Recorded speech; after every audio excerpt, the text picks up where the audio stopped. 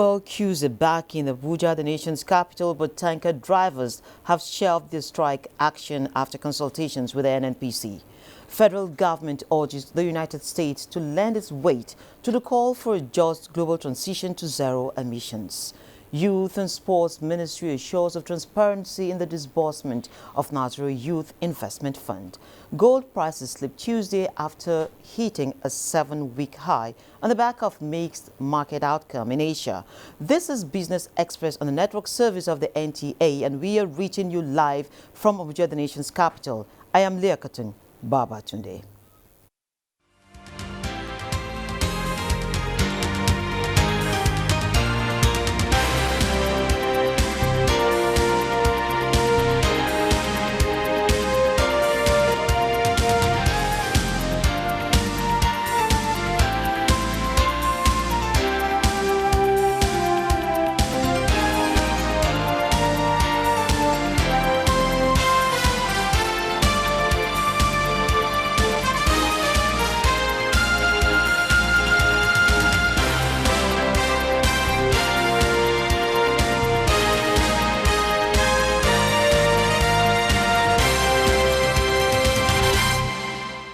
Vice President Yemi Osinbajo has urged the United States to lend its weight to the call for a just global transition to zero emissions, lead the effort to ensure easy access to COVID-19 vaccines by all countries, and generally reset its foreign policy agenda with the African continent in ways that bring about economic prosperity, increased security, and improved governance.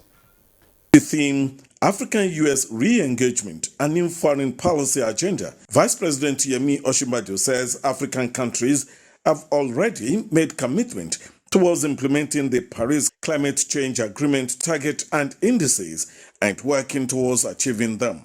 So I think that a resetting of US foreign policy agenda with Africa should promote a partnership that brings about economic prosperity, increases security, combats disease, improves governance, and mitigates the effects of climate change.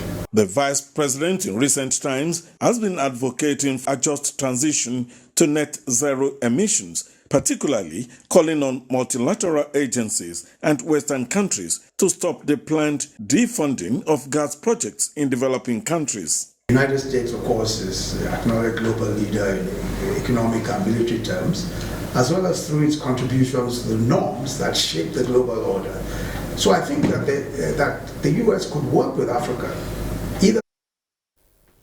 The Petroleum Tanker Drivers Association has suspended its strike action following intervention by the Group Managing Director of the Nigerian National Petroleum Corporation, NNPC, Melik Yari. The GMD says NNPC will continue engagement with key players in the downstream sector to mitigate distribution challenges and promote business sustainability. Lydia Sampson reports. Following disagreements with the Nigerian Association of Road Transport Owners on issue of increased remuneration, Petroleum Tanker Drivers Association have resolved to mitigate challenges in the downstream after the intervention of the NNPC.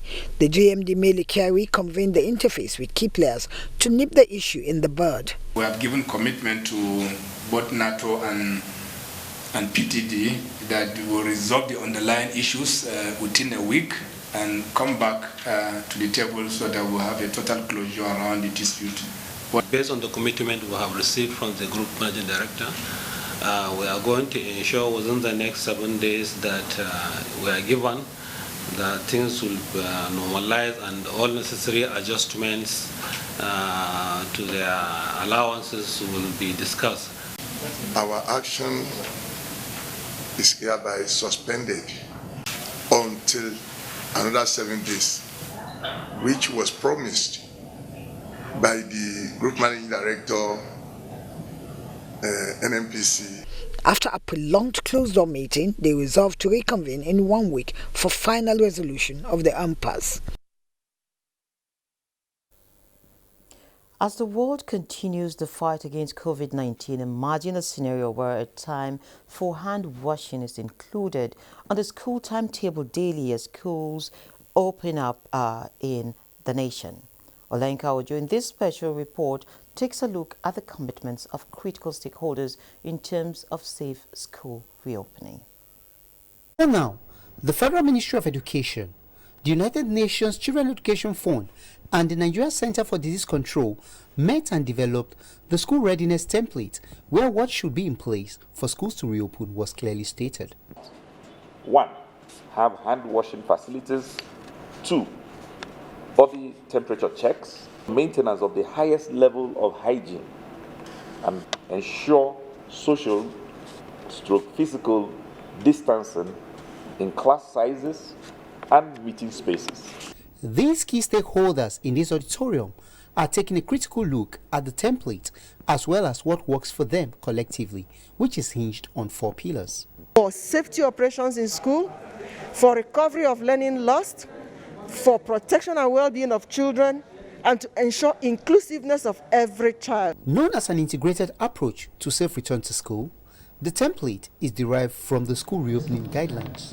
While rebuilding the confidence of parents on the need for school to reopen, these key players applauded government's idea of setting up a school monitoring health team. Children must be put on proper perspective to ensure that even after COVID, they learn at home under the guidance of their parents or teacher that could be sourced outside. That there are a lot of provisions that we need in our schools before resumption. For example, water. Let the SBMC, together with the school and the community, make sure they provide this. Our curriculum should be blended to enable us to cover the content in our curriculum. Earlier, policymakers from the education and health sectors at the dialogue stressed the need for a catch-up term to enable for syllabus to be covered. Now still talking Safe Schools initiative, Musa Abubakar is at the Congress Hall of the Transcorp Hotel, and he is going to be giving us some situation report on the ongoing event there, which is around financing safe schools, creating safe learning communities agenda. Musa, if you can hear me, what is the update from your end? Well, we are at the Transcorp Hilton Hotel, where the Finance Safe School and creating safe learning environment forum is about to start. So far, the participants have started arriving, and hopefully the event will soon start. Well, the whole Safe School Forum is informed by the issue of out-of-school children, which has been compounded by the issue of insecurity and COVID-19 as well. Out-of-school children, it has been a concern to international partners and international international bodies have projected like about 13 million students out of school in Nigeria, and which is a major concern, which will likely affect the manpower development of the country. So it's as a result of this that major partners from both private sector and public sector, as well as the multilateral organization, civil society organizations are coming together to see how they can find a way to address the issue and see how children can have a safe environment for learning. Thank you. I will be coming to you subsequently when we need any further update. Thank you for bringing that to us. Thank you, Leo. Have a nice one. The Securities and Exchange Commission has warned stakeholders and the investing public against the activities of some unlawful and unlicensed market operators and promoters of other fraudulent schemes.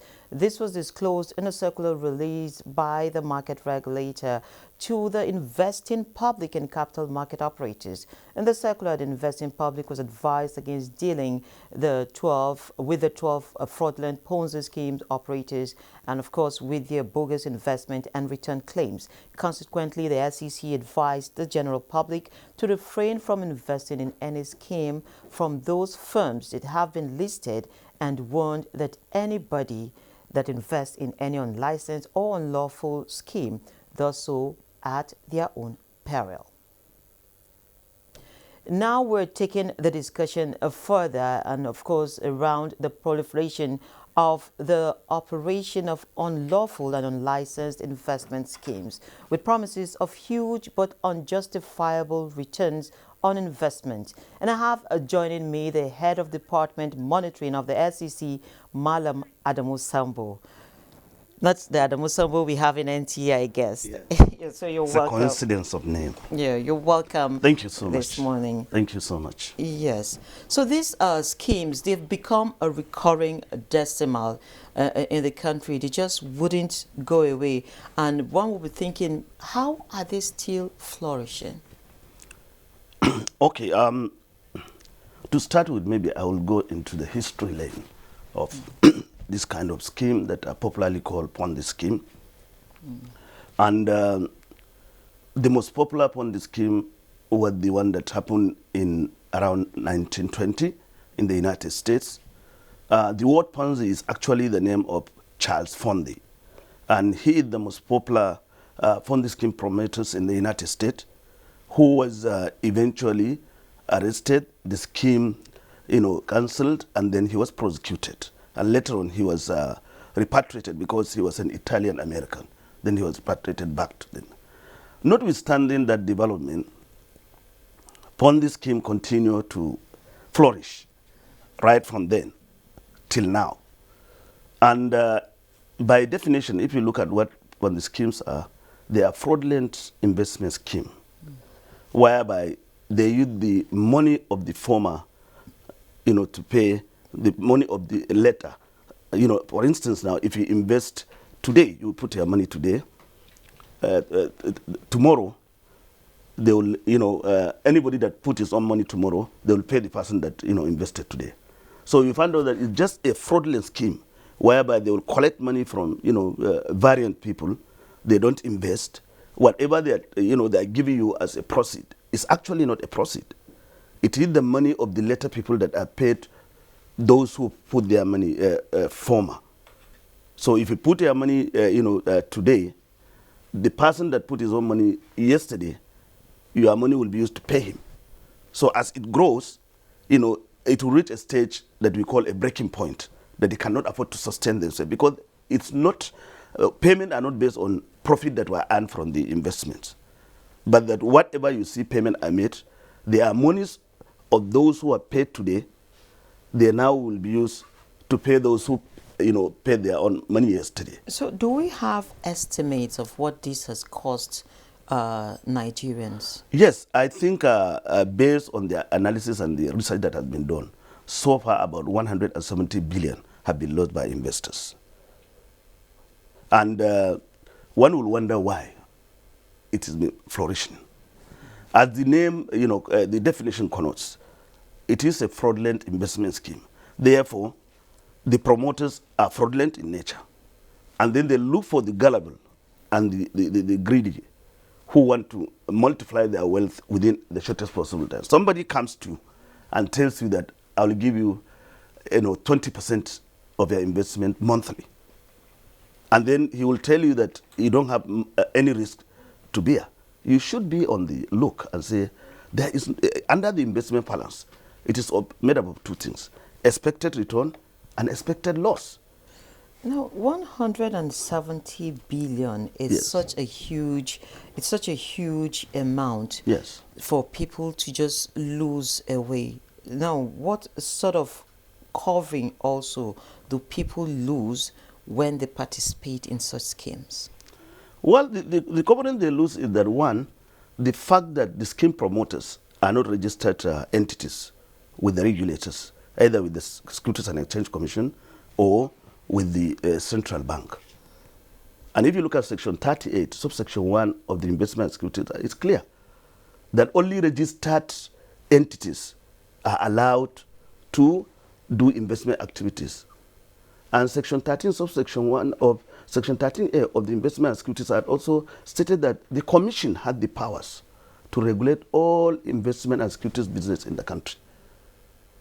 Therefore, and Section 313 clearly states that the Commission had the power to make rules as to how those sections that I mentioned earlier can be operated.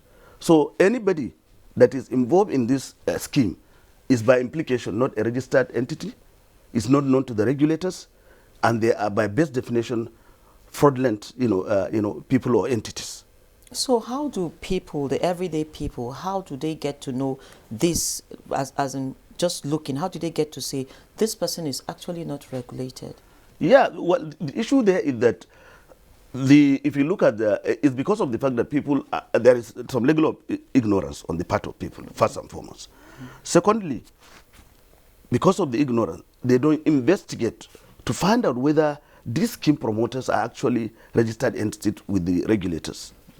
So for that reason, if they are asking such questions, yes, you are running this as a fund manager. Why is a registration with the Securities and Exchange Commission? They don't do that. What is driving people is the mouth-watering returns, and that makes them not to, to ask any further question. And I want to, let me mention before you go further, that if you look at those who become victims of this thing, they are not ignorant in the true sense of it. There are bankers, there are judges, there are professors. So you could see that the whole of the thing is revolving around the issue of greed. And therefore, being a fraudulent scheme, when it is an entanglement between the fraudulent, promoters and the greedy, prospecting, investors. We don't want to call them investors in the true sense of it. Okay, so we've seen people, all the schemes come. We've had people cry over MMM, and then shockingly, when the improved version came, people still moved in. Yeah, another version came. People still moved in with them. So really, it's like doing anything to discourage a public participation. The Commission had been doing a lot. We have done a lot of public enlightenment program. We have done TV. Just this particular program is one of it. Okay. You understand? Yes. We had TV, radio programs. There are pamphlets. Warnings were given. If you go to the Commission's website, you find out that there are a lot of warnings that have been done. And we have also closed quite a number. Right now, we are prosecuting one of the schemes promoters for, it's based in Kano. We have gone there, we have done what we call verification of investors in order to refund back their money. But they are dragging because of the fact that a lot of them are fraudulent. They can go anywhere. They can use any means. But the Commission is not relenting in its effort. Okay. Yeah. Okay, so we'll be hoping that we'll get to see more stiffer penalties so that we can get a safer investment climate for the country. I must sincerely thank you, Mr. Adamu Sambo. It's a pleasure. Not the Adamu Sambo of NTA, the Adamu Sambo of the SEC for coming on Business Express this morning. Thank you. You're welcome. It's my pleasure indeed. Okay. Now, I met her last year at the peak of the lockdown with a mass of tomatoes in jars at home and no buyers. Mohamed Gunat sells a brand of tomatoes that is finding its way into more homes across the country. A year ago, she had no confidence in seeking for interventions from the Central Bank of Nigeria, but now that view has changed following evidences from beneficiaries.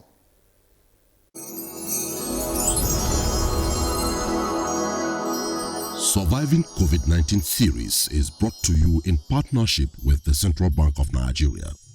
My name is Mohamed Gunat. I'm an indigenous of Plateau State.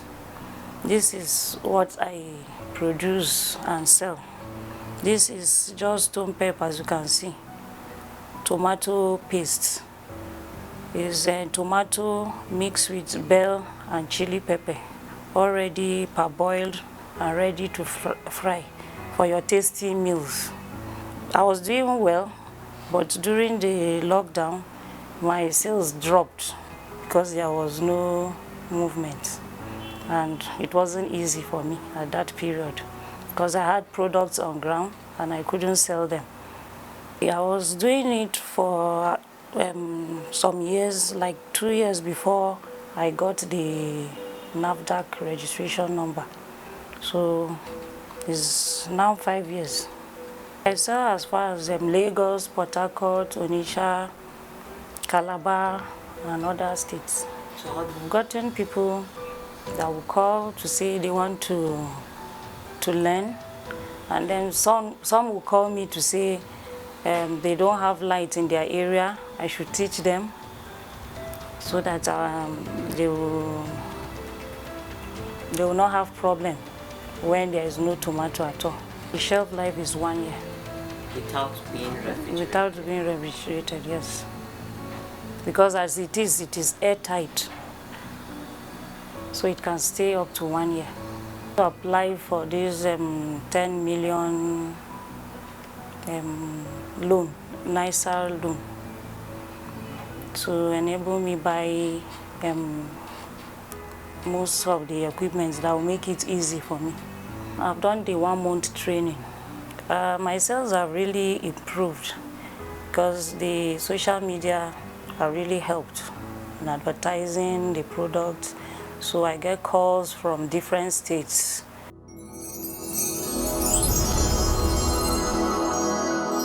Surviving.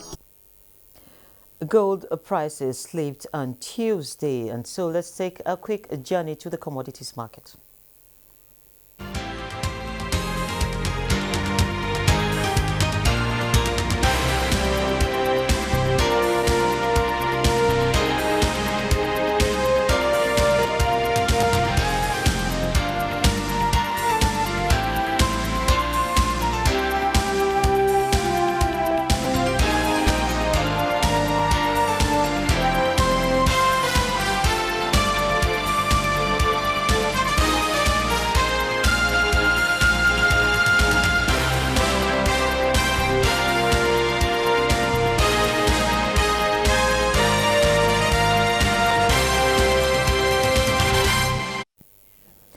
The Ministry of Youth and Sports Development has cleared doubts about the disbursement of the Youth Investment Fund, assuring that it is being done in phases.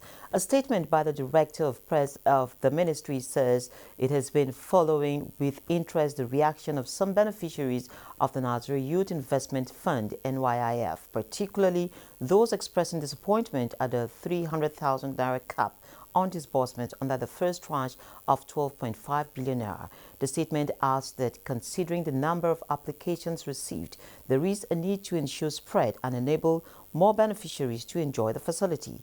The statement further noted that it is pertinent to state the ministry received over 3 million applications for the 12.5 billion naira that is available, and at the current cap of 300,000 naira per beneficiary, only about 41,000 beneficiaries can be covered. While the ministry is desirous of reaching as many beneficiaries as possible, it reaffirmed that the fund is not a grant but a loan targeted at supporting the youth to start small businesses or to inject funds into existing ones. Let's now see how the naira is faring in the currency market.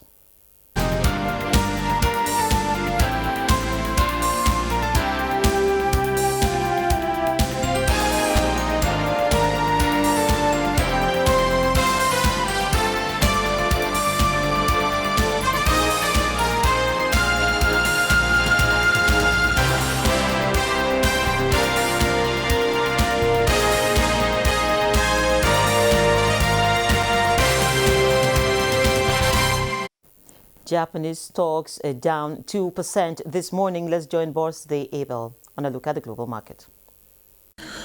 Market Watch shows that in Asia, Japanese shares fell this Tuesday by their most in a month, weighed down by worries that possible reintroduction of COVID-19 lockdowns in the country's biggest cities would slow the economic recovery. The Nikkei settled down 1.97% at 29,100.38, its worst since March 24, while the Hong Kong Hang Seng Index was flat. Mainland Chinese stocks, on the other hand, rose. The Shanghai Composite advanced 0.07%, while the Shenzhen Composite gained 0.451%. European stocks opened in mixed territory on Tuesday, with global markets all showing lackluster sentiment. London's FTSE seen opening 1 point higher at 7,005.08.